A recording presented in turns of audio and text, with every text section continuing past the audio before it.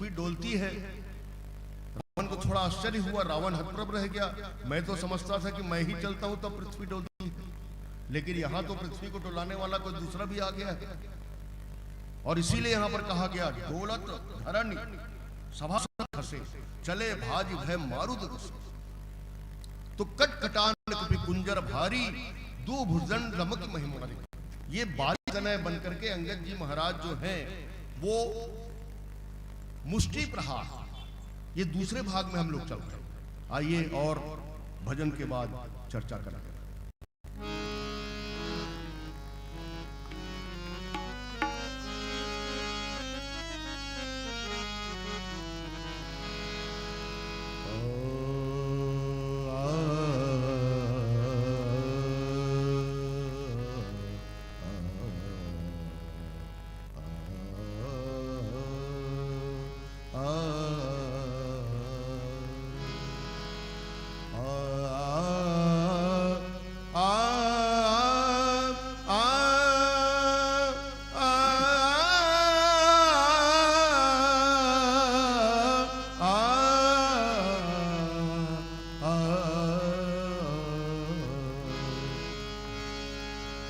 घन घन घन श्याम बरसत, घन घन घन श्याम बरसत, तुलसी हसी घन श्याम भीजत। घन घन घन घन घन घन श्याम बरसत, तुलसी हसी घन श्याम भीजत। उठत झटपट मुड़त झटपट, करे हथेली बूंद निर्गत। देखे मोती न हसत परखत, बूंद बिखरत मुँह बिसूरत।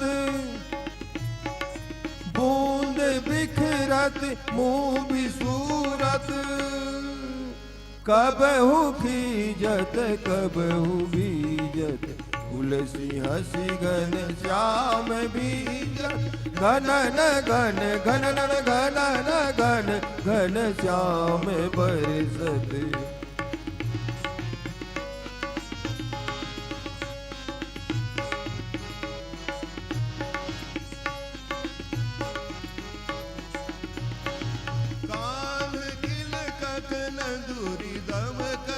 छिपत दामिनी पलक झपकत, बूंद बरसत। झमझन नूपुर बाजत। चरण चूमत मेघ हर्षत, छुई सकत नहीं गगन तरसत। तुलसी हसी घन श्याम भीजत। घन घन घन घन घन घन श्याम बरसत।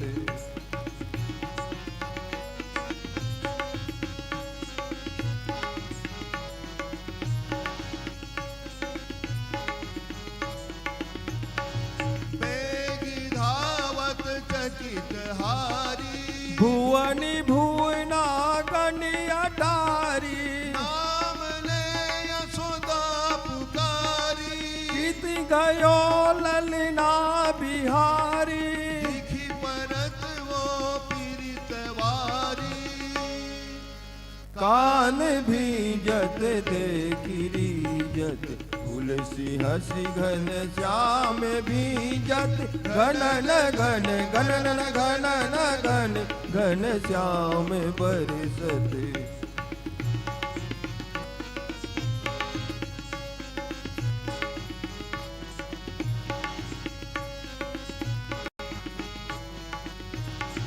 हर हरा हृदय लगावत, गोतिले अचिरा ओढ़ावत। श्याम मचलत गुनगुनावत। बिछल जात न हाथ आवत। मात को रही रही थकावत।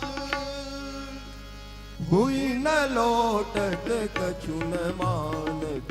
तुलसी हसी घन श्याम बीजत घनन घन घन घन घन श्याम बरसत तुलसी हसी घन श्याम बीजत घनन घन घनन घनन घन घनन घनन घन घन श्याम बरसत लखन सिया राम चंद्र की जय।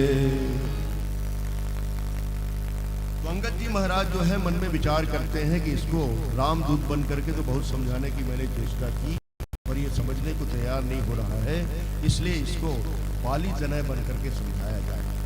और जब भगवान की उसने निंदा की तो अंगद जी महाराज ने अपना प्रभाव दिखाने के लिए नहीं, देखिए एक आदमी तो वो होता है जो अपना प्रभाव दिखाता है, देखा मेरे प्रभाव को, मैं राम जी का दूत हूं। उस समय वो राम जी का दूत होने का की बात भूल जाता है और अपना प्रभाव दिखाना शुरू कर देता है। लेकिन नहीं, अंगद जी महाराज में ऐसा समर्पण है, अंगद जी महाराज प्रभु के प्रति इतने समर्पित हैं।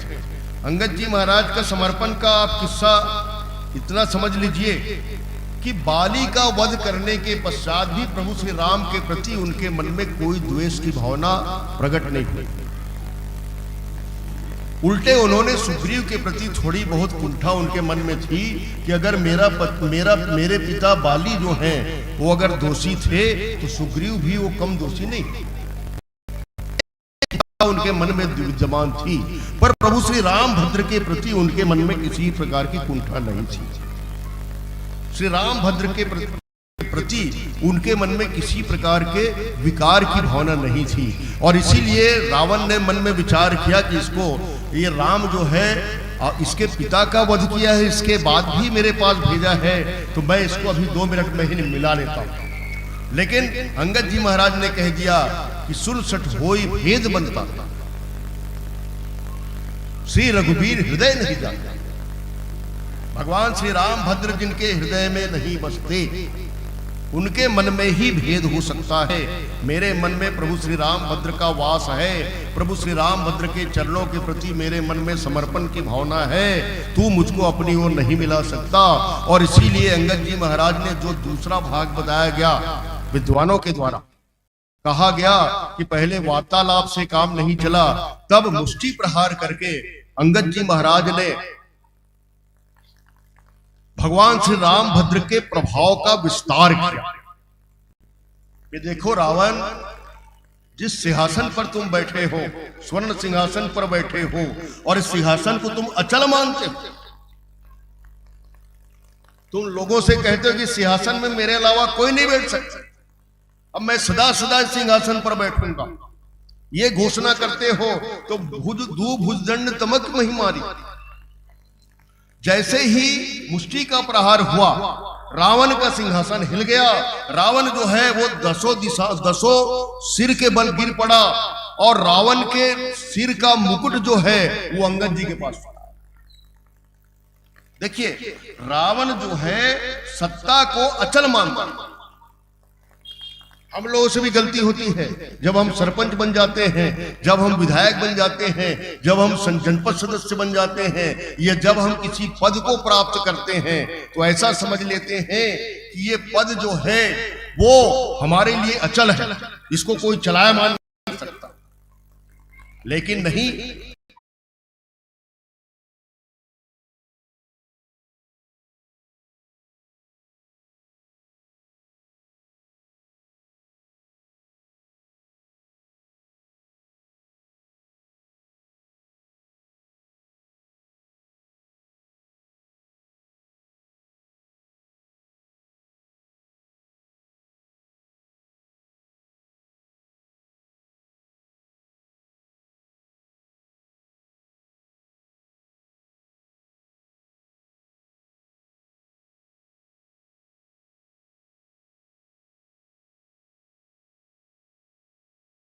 प्रभु की ओर चला और प्रभु की ओर चलाया। अब देखिए रावण की स्थिति क्या है। रावण की स्थिति बड़ी हास्यास्पद है। रावण आज भरी सभा में, भरे दरबार में फंस गया। रावण कभी भी सार्वजनिक परीक्षा देने से बचता है। आप एक चीज देखेंगे, कितना भी कहानी आप सब पढ़ लो रावण की, रावण जो है सार्वजनिक परीक्षा देने से बचता है। वो क्या करता है कि जब किसी पर आक्रमण करता है तो अपनी सेना को पहले रख देता है, पहले भेजता है, और पहले भेज करके उसने क्या किया, अधमरा कर देता था। और अधमरा करने के बाद जब वो घायल हो जाता था, अधमरा हो जाता था बेचारा, तब उसको 2 तमाचे लगाता था और कहता था कि देखा रावण के प्रभाव को। तो इस तरह से मुष्टि प्रहार करके भगवान श्री रामभद्र के प्रभाव का, प्रताप का विस्तार किया अंगद जी महाराज ने। और तीसरी बात हम लोग देखते हैं कि अंगद जी महाराज अपने पद को रोप करके रावण को चैलेंज कर देते हैं कि जो मम चरण सकत सठारी फिरे राम सीता मैं। अरे रावण, बड़ी बड़ी बातें मत कर। अगर तू मेरे चरणों को इस पृथ्वी से हटा दिया या तेरी सभा का कोई भी व्यक्ति हटा दिया तो मैं, राम जी वापिस लौट जाएंगे, सीता जी को हार जाऊंगा। और आप सभी लोग जानते हैं कि भूमि न छाड़क कपि चरण, देखी रिपुमत भाग, और मन जिमि नीति न त्याग, ये वहां पर दोहा आता है। तो इस तरह से इस प्रसंग को 3 भागों में बांटा गया। हम लोग यथा संभव यथा बुद्धि दूसरे भाग के बारे में चर्चा कर रहे थे। तीनों भागों को समावेशित करने का प्रयास किया गया, और कहने सुनने में कोई भी त्रुटि हुई होगी तो इसके लिए हम क्षमा चाहते हैं। आइए, पीली बत्ती का संकेत हमको मिल गया है। एक भजन के बाद हम आपसे विदा लें।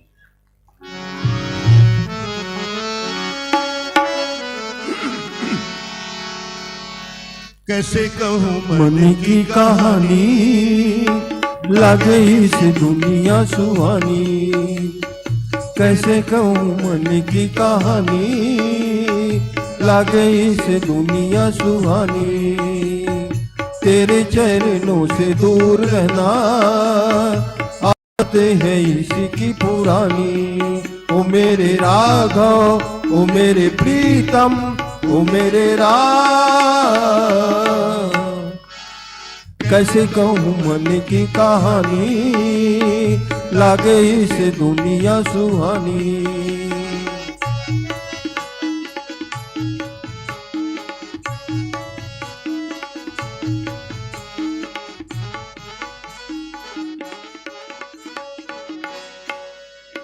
तेरे गुणगान में लागे नहीं मन, कैसे समझाऊं यही मेरी उलझन।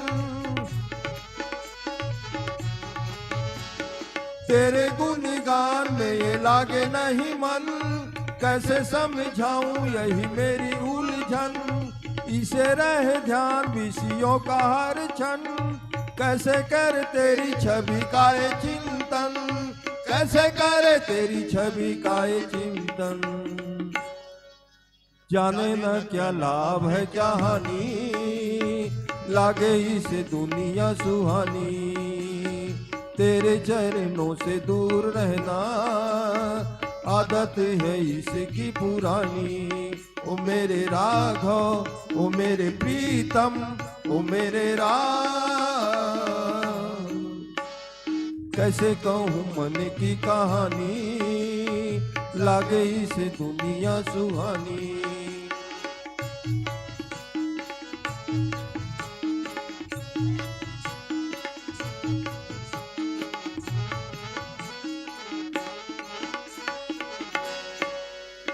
प्रभु मेरा जीवन है दोषों का खजाना, कौन मेरे जैसे को चाहेगा अपनाना। प्रभु मेरा जीवन है दोषों का खजाना, कौन मेरे जैसे को चाहेगा अपनाना। डूबतों को तुमको ही आता है बचाना, कभी न कभी प्रभु पड़ेगा तुम्हें आना, कभी न कभी प्रभु पड़ेगा तुम्हें आना। बातें यही तुम्हें थी सुनानी, लागे इसे दुनिया सुहानी। तेरे चरणों से दूर रहना आदत है इसकी पुरानी। ओ मेरे राघव, ओ मेरे प्रीतम, ओ मेरे कैसे कहूँ मन की कहानी, लागे इस दुनिया सुहानी, लागे इस दुनिया सुहानी, लागे इस दुनिया सुहानी। लखन सिया रामचंद्र की जय।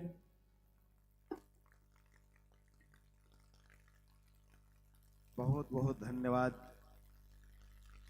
ये प्रस्तुति अभी हम सबके बीच में निश्चित हो रही थी श्री राम रुचि मानस मंडली डोटोपार के माध्यम से। हमारे आदरणीय गुरुजी वेद प्रकाश वर्मा जी का गायन भी और उनका व्याख्यान भी आप सबके को समर्पित हो रहा था। रामचरितमानस में पूज्यपाद गोस्वामी तुलसीदास जी अपनी राम कथा में केवल कथा ही नहीं कहते, बल्कि वो हमारे इस समाज की संचेतना को झकझोरने वाले, समाज को दिशा देने वाले, समाज की दशा को व्यक्त करने वाले भावों को भी जब जब उनको अवसर मिलता है प्रसंगों के माध्यम से बड़ी खूबसूरती के साथ रख दिया करते हैं। जैसा कि हमारे व्याख्याकार महोदय कह रहे थे कि आज की राजनीति की उन्होंने चुटकी ली, तो राम की राजनीति कैसी चलती है और रावण की राजनीति कैसी होती है, एक तुलनात्मक यहाँ पर बातें आ रही थीं अंगद जी के माध्यम से। बहुत सारी बातें राम कथा में समाई होती हैं और समय और अवसर के अनुसार वो सब बातें हमारे वक्ताओं के माध्यम से निकलकर जनमानस के बीच में आती रहती हैं, बिखरती रहती हैं। बहुत बहुत साधुवाद आपको समर्पित करें और आपको इस मंच से ससम्मान विदा देने के लिए हम आमंत्रित करें हमारे श्रोता दीर्घा में से जो हमारे सहयोगी साथी हैं। विभिन्न मंडलों के माध्यम से आपको भी मंच के साथ हम गूंथते हैं, आपको मंच के साथ जोड़ते हैं, ताकि जो आपका सहयोग है, आपका जो योगदान है, वो इस मंच के साथ इस तरह से जुड़ जाए ताकि और जो भी लोग हैं वो प्रेरित हों कि हमारे ये अपने लोग किस तरह से मंच को सजाते हैं। ये सबका समवेत प्रयास होता है और जिनके साथ साहचर्य लेकर ही हम मंच को अपने मुकाम तक पहुंचा पाते हैं। तो जिस मान और सम्मान के साथ हमने डोटोपार के आदरणीय बंधुओं को इस मंच पर हमने मंचासीन किया था, उसी आदर और सम्मान के साथ हम वो सारी दान की राशियां जो आपके माध्यम से हमें प्राप्त हुई हैं, वो सारे दान के चिन्ह जो आप प्रदान करते आ रहे हैं प्रत्येक मानस मंडलियों को, हम आप इन हमारे बंधुओं के माध्यम से मंचस्थ मानस मंडली को समर्पित करने जा रहे हैं। और जो पावन नाम मैं उल्लेखित करने जा रहा हूं, मैं निवेदन करूंगा कि आप शीघ्रातिशीघ्र इस मंच की ओर चले आइएगा और अपना ये सहयोग हमारे इस मंच को प्रदान कीजिएगा, आयोजन समिति को प्रदान कीजिएगा। और विदा करने के लिए आमंत्रित आप हैं हमारे श्री शंकरलाल सिन्हा जी और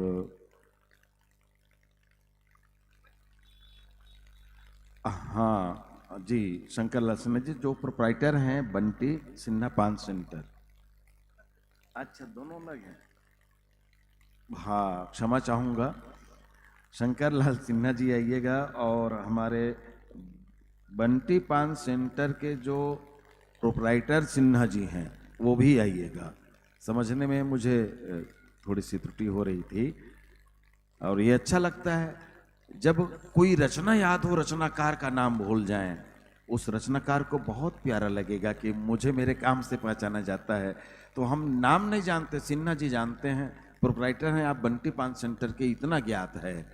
तो आप सबके माध्यम से प्रत्येक मानस मंडली को जो हम प्रदान करते आ रहे हैं, कुछ मुद्रा पुष्प की राशियां हैं, कुछ श्रीफल है, आगत वर्ष का स्नेह भरा आमंत्रण अपने साथ लिए हुए आपसे कुछ निवेदन कर रहा है। और हमारे आयोजन समिति की ओर से, श्री कृष्ण मानस मंडली चैनगंज की ओर से और हमारे चैनगंज के गुंडरदही के हमारे सभी सम्मानित दानदाताओं की ओर से ये छोटा सा भेंट आप स्वीकार कर रहे हैं।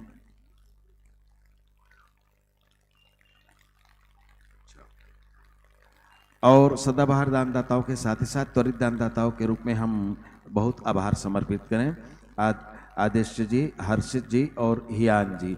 और आप तीनों ने संयुक्त रूप से 51 रुपये की मुद्रा पुष्प की राशि हमारे डोटोपार के राम रुचि मानस मंडली को सादर समर्पित किया है। बहुत बहुत आभार आपका। और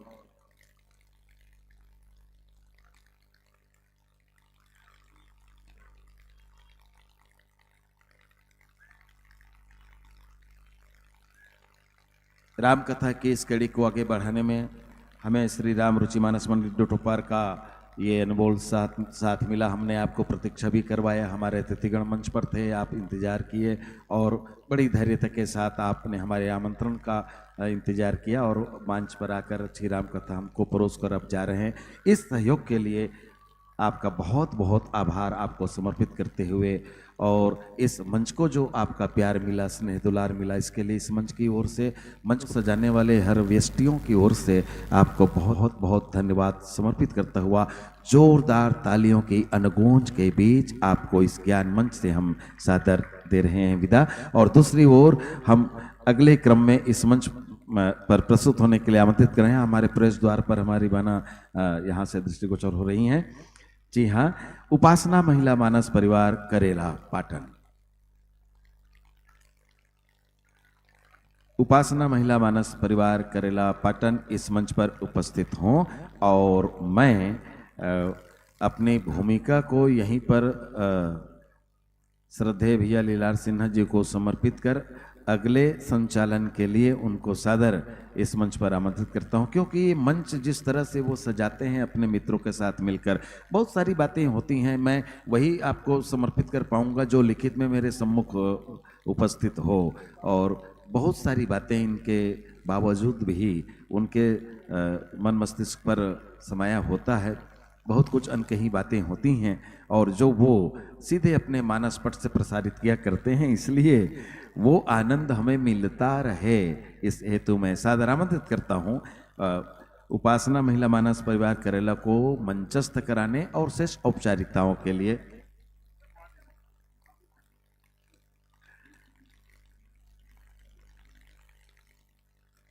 चलिए, बहुत बहुत धन्यवाद। वैसे मैं प्रारंभिक दिन से ही आपके बीच हूँ और मैं प्रारंभ से ही यह अनुभव कर रहा हूँ कि हमारी माताएं जो हैं, एक बार भी भैया जी ने इस उद्घोषक मंच से कभी ये नहीं कहा कि ताली बजाएंगे या करतल ध्वनि के बीच हम मंचस्थ कराएंगे या विदा करेंगे। आप स्वस्फूर्त, जैसी कोई मंडली आती है आपकी तालियां बज उठती हैं और जैसे ही मंच से उनको विदा करना होता है आप फिर उसी स्नेह प्यार के साथ उनको अपने बीच से विदा करती हैं। ये जो सजगता है, जो जागरूकता है आपकी, इसको मैं नमन करता हूँ। लेकिन हाँ, आज जरूर मैं उपस्थिति के लिए, मैं जहाँ तक आवाज़ हमारी पहुँच रही हो, मैं जरूर चाहूँगी कि आपने भरा पूरा कल हमारा ये दीर्घा हमें सौंपा, परसों से आप हमारे बीच जुड़े रहे। आज ये समापन का दिवस है और इस अंतिम दिवस में भी हम चाहें कि आप सबकी वैसी ही उपस्थिति हमें मिले और इसी आशापेक्षा के साथ, क्योंकि ये संध्या का जो समय होता है वो भक्ति भाव का ही समय होता है और हम ऐसे में इससे बढ़कर क्या हो कि हमारे गांव के हृदयस्थ पर राम कथा चल रही हो और हम वहां सम्मिलित हों। जी हाँ, मंचस्थ मंडली से अनुरोध, कृपया आसन स्वीकार कीजिएगा। आसंदी पर विराजिए आप सब लोग।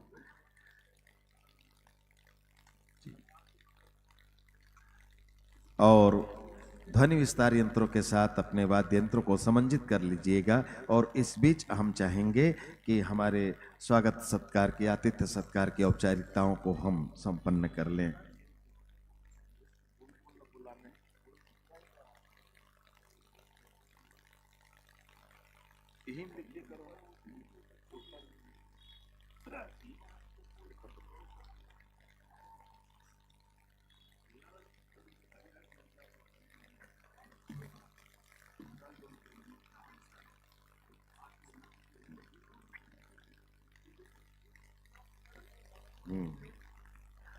मंचस्थ बहनों के स्वागत के लिए हम मंचस्थ मानस मंडली के स्वागत के लिए आमंत्रित करें हमारे रेंगा कठेरा निवासी, हमारे बिल्कुल आत्मीय सहयोगी, परिवार कहूँगा मैं, न केवल व्यष्टि का नाम लूँगा।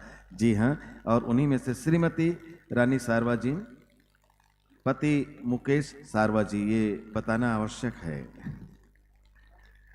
आप आएंगे और साथ ही साथ श्रीमती फुलेश्वरी सारवा जी,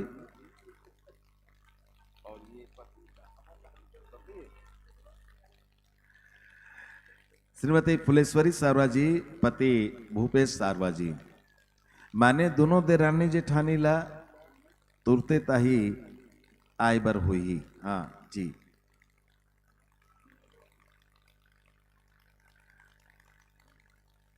और जब आप मन के माध्यम ले हमन के बीच मंचस्थ मंडली के स्वागत हो जाए तो फिर भाई त्रिलोक यादव जी आके हमारे पुरुष सदस्य के मस्तकाभिषेक करके उनका स्वागत कर दी, उनका स्वागत करी भाई त्रिलोक यादव जी। और इस बीच मैं चाहूँगा कि उपासना महिला मानस परिवार करेला का परिचय हम आपको समर्पित करें। वैसे भी पूर्व मंडली की तरह एक बार फिर दोहराता हूँ कि चैनगंज का पावन मानस मंच ऐसा है कि हम विभिन्न रूपों में इस मंच से आसपास के अंचल के जो मानस मंडलियों से जुड़े हुए लोग हैं वो जुड़े रहे हैं। एक लंबा समय बीत चुका है इस मंच पर आना और इस मंच के माध्यम से आप सबका प्यार आशीर्वाद पाना, और उसी में से उपासना महिला मानस परिवार करेला भी एक है। जी हाँ, आप में से बहुत से ऐसे हमारी माताएं बहनें होंगी, हमारे बंधुगण होंगे जो हमारी बहना डॉक्टर श्रीमती लेखनी वर्मा को बखूबी पहचानते होंगे। जी हाँ, मंच के बीचों बीच विराजित हैं डॉक्टर श्रीमती लेखनी वर्मा जी।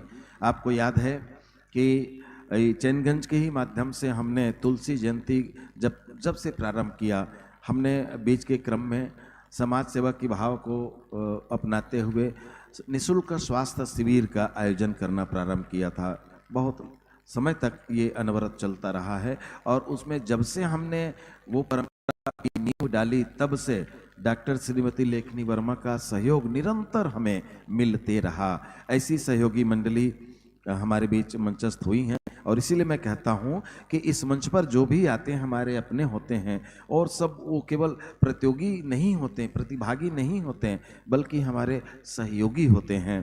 और इसी सहयोग की आस और विश्वास के साथ एक बार फिर उपस्थित हैं ये मंडली उपासना महिला मानस परिवार करेला पाटन। व्याख्याकार की आसंदी को सुशोभित कर चुकी हैं डॉक्टर श्रीमती लेखनी वर्मा जी। गायन की मधुर आवाज आपके बीच गूंजेगी सुश्री लीना मानिकपुरी के माध्यम से। कोरस के साथी हैं सुश्री उमा भारती सिन्हा जी। मंजीरा के साथ कोरस पर हैं सुश्री गरिमा यादव। तबला पर सहयोग है भाई श्री चेतन साहू जी का और हारमोनियम बजा रहे हैं हमारे भाई श्री शेखर सेन जी। और जिस प्रसंग के साथ हम आपके माध्यम से जुड़ने जा रहे हैं, उत्तरकांड दोहा क्रमांक 120 ख के पश्चात चौपाई की 29वीं पंक्ति। हमारे प्रसंग चयनकर्ता ने थोड़ी सी मेहनत करवाई है, 29 तक आपको गिनना है। मोह सकल व्याधिन कर मूला, तिन्ह ते पुनि उपजहि बहुसूला। वैसे 3 दिवसीय इस आयोजन में आप साहित्य के प्रत्येक रस का आनंद लेते आ रहे हैं और साथ ही साथ भाव पल्लवन भी कुछ इस प्रकार से होता है। अपेक्षाएं कुछ इस तरह से होती है मंचस्थ मंडलियों के साथ कि हम गुण भावों को भी हृदयंगम करते हुए चलें और संभवतः ऐसी कुछ भावनाओं के साथ हम जुड़ेंगे कुछ क्षण पश्चात। और अभी कुछ देर के लिए मैं मौन हो रहा हूँ, ध्वनि विस्तार यंत्रों का समंजन हो रहा है वाद्य यंत्रों के साथ और पश्चात फिर अगले 50 मिनट के लिए हम जुड़ेंगे उपासना महिला मानस परिवार करेला पाटन के साथ।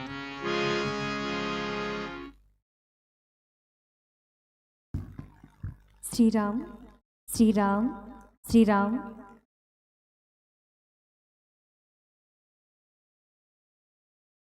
Shri Ram Shri Ram Shri Ram Shri Ram Shri Ram Shri Ram Shri Ram Shri Ram Shri Ram Shri Ram Shri Ram Shri Ram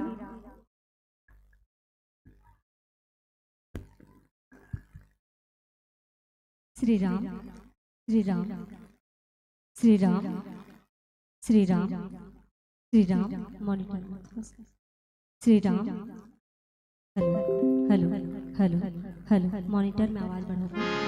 hello hello hello hello hello hello hello और थोड़ा सा बढ़ाओ। Hello hello hello hello hello Shri Ram Shri Ram Shri Ram Shri Ram. Hello hello hello hello hello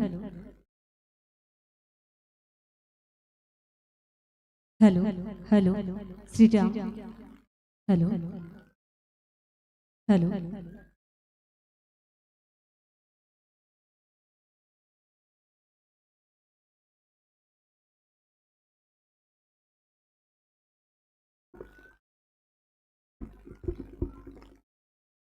Shri Ram Shri Ram Shri Ram.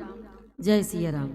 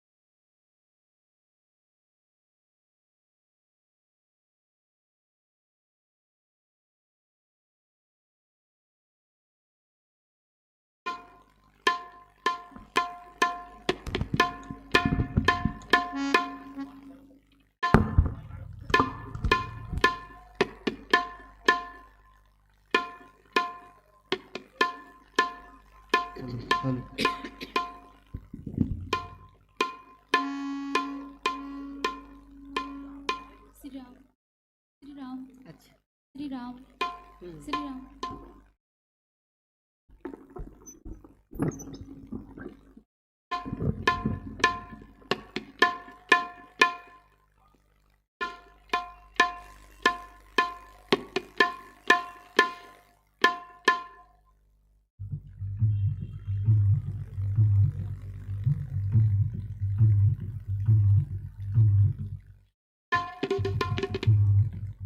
Shri Ram Shri Ram Shri Ram.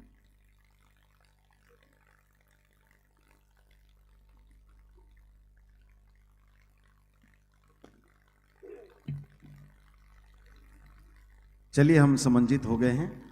अगले 50 मिनट के लिए अब हम जुड़ने जा रहे हैं उपासना महिला मानस परिवार करेला पाटन के साथ में एक बहुत ही शानदार और हमारे जीवन को सार्थक करने वाले प्रसंग पुष्प के माध्यम से हम भावपल्लवन में सहभागी बनेंगे। इन शब्दों के साथ यह मंच मैं आपको 50 मिनट के लिए समर्पित करूं कि एक उल्लू काफ़ी है बर्बाद गुलिस्तां करने को। एक उल्लू काफ़ी है बर्बाद गुलिस्तां करने को। हर शाख पे उल्लू बैठे हैं, अंजामे गुलिस्तां क्या होगा, अंजामे गुलिस्तां क्या होगा। आइए चलें अगले 50 मिनट के लिए उपासना महिला मानस मंडली करेला पाटन के साथ। बोलिए सियावर रामचंद्र की जय। बोलिए सियावर चंद्र की जय। बोलिए उमापति महादेव की जय। पवन सुत हनुमान की जय। गोसाई तुलसीदास जी महाराज की जय।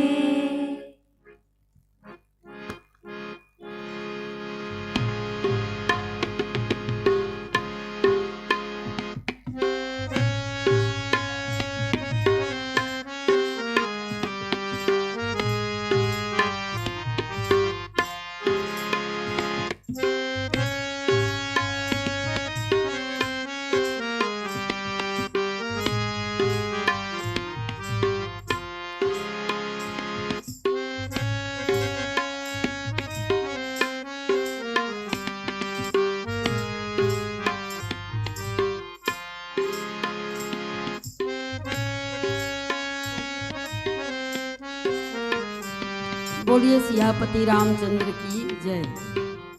श्री राम कथा के अनन्य अनुरागी सज्जन वृंद, भक्तिमयी शक्तिमयी ममतामयी माताओं, आप सबके श्री चरण में उपासना महिला मानस मंडली करेला के सत नमन।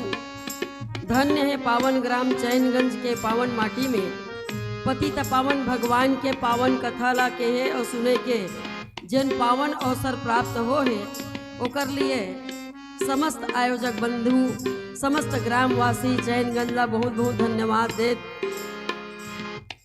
हमर मानस मंच के संचालक आदरणीय भाई चंद्राकर जी के श्री चरण में और निर्णायक द्वय गुरुदेव मन के श्री चरण में सादर शीस नमन करत। जिंदगी में जिंदगी का राज पाना चाहिए, जिंदगी में जिंदगी को मुस्कुराना चाहिए, जिंदगी में जिंदगी की शर्त अगर पूरी न हो तो जिंदगी को जिंदगी से रूठ जाना चाहिए। मानस प्रेमी बंधुओं, ऐसने ढंग के कुछ कथा प्रसंग आप सबके बीच रखे के प्रयास करबो। रामचरित मानस के